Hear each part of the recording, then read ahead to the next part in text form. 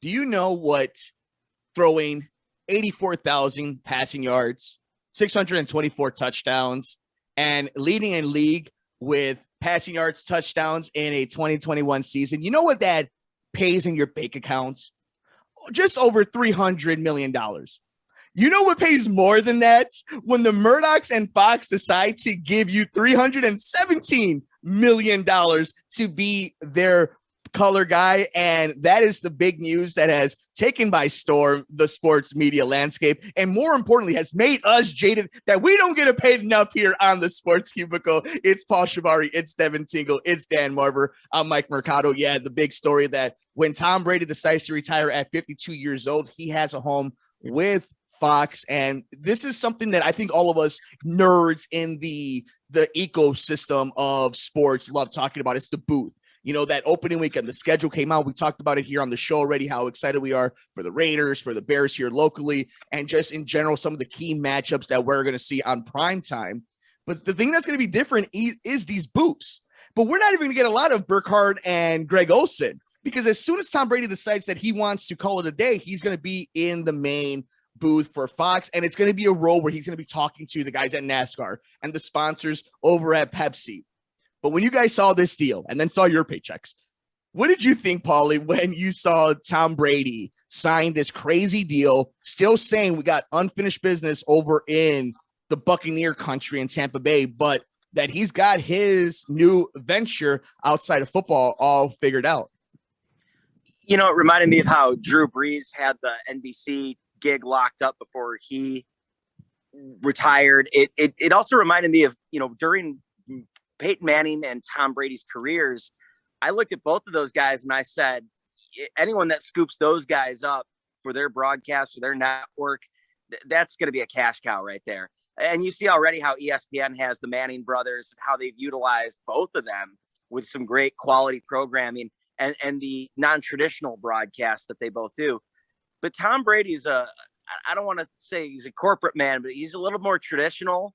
And I think he's going to fit. I think having him in that lead chair is going to do wonders for Fox, especially with the departure of Joe Buck and Troy Aikman. As much as people want to talk about how much they don't like Joe Buck, he brings in the dollars. He's always there for the big events. He's not going away.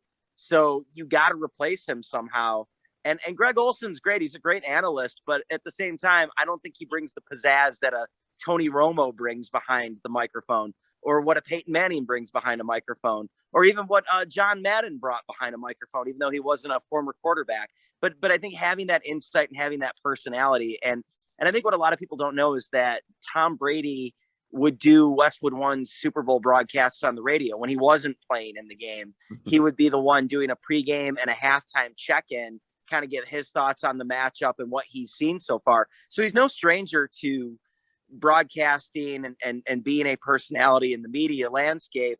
And he's no stranger to analyzing a football game. And of course, we know he knows how to run a great system. He's one of the all-time greatest quarterbacks, if not the all-time greatest quarterback. So wouldn't you want to have that insight behind the microphone? And I know $300 million seems like a lot of money, but I think if we pared it down to what that would have been in 1990 or 1970, it would have been a little bit more realistic. Because I think, you know, as time goes on, especially in this current day and age of inflation, I think numbers are going to look a little bit larger than what they should be. But this guy's worth every penny to have him behind a microphone. Yeah, you can't pay for that pedigree. There was nobody who's ever going to retire, who's ever going to come out of retirement. There's nobody in existence that can bring that cachet that Tom Brady can. And that is what Fox deemed him worthy for all that money. But Dev, you're not wearing the jersey of all days, but we know your infinity of Tom Brady. Heck, who doesn't when it comes to the GOAT of the National Football League? Big time deal.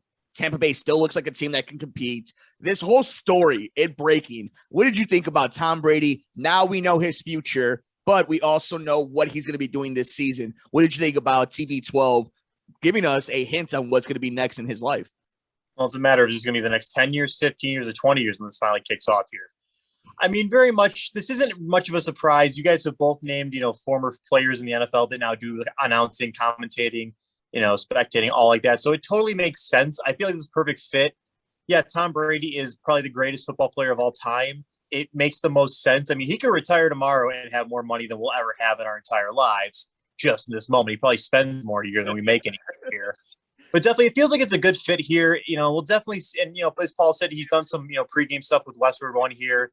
I mean, when you really talk about guys that know the game, I mean, Tom Brady knows this game inside and outside. I think he's got the highest winning percentage of any quarterback, if my memory serves me right. It's definitely it feels like it's a good fit. It makes the most sense here.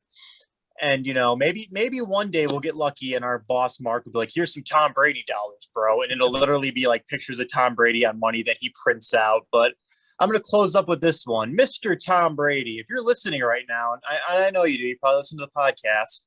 If you ever want to come be a guest host on the Sports Cubicle and, maybe even share some of that big money, get a little bit of preview, before you make it big time, Tom.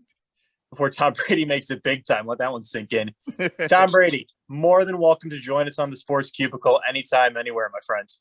Yeah, kid, come on. You're rookie in this industry. What's funny? Who has to be really upset?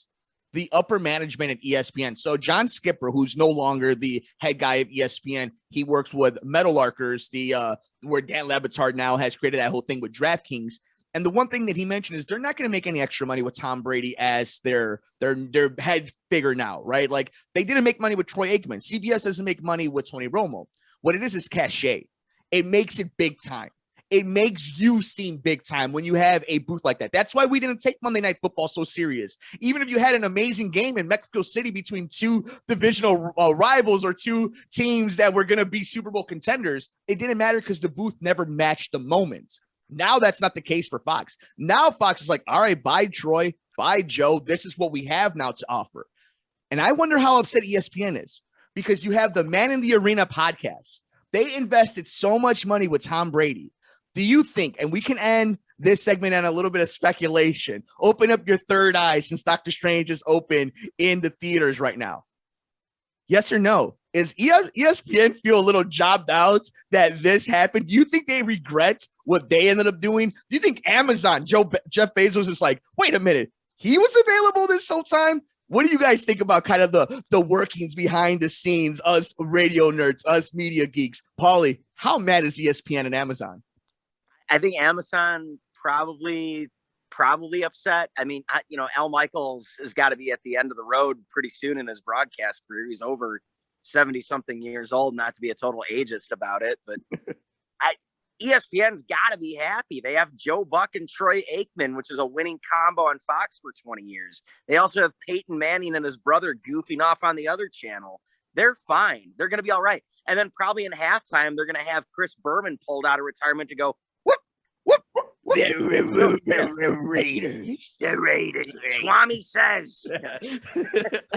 Dev, so you see this big deal.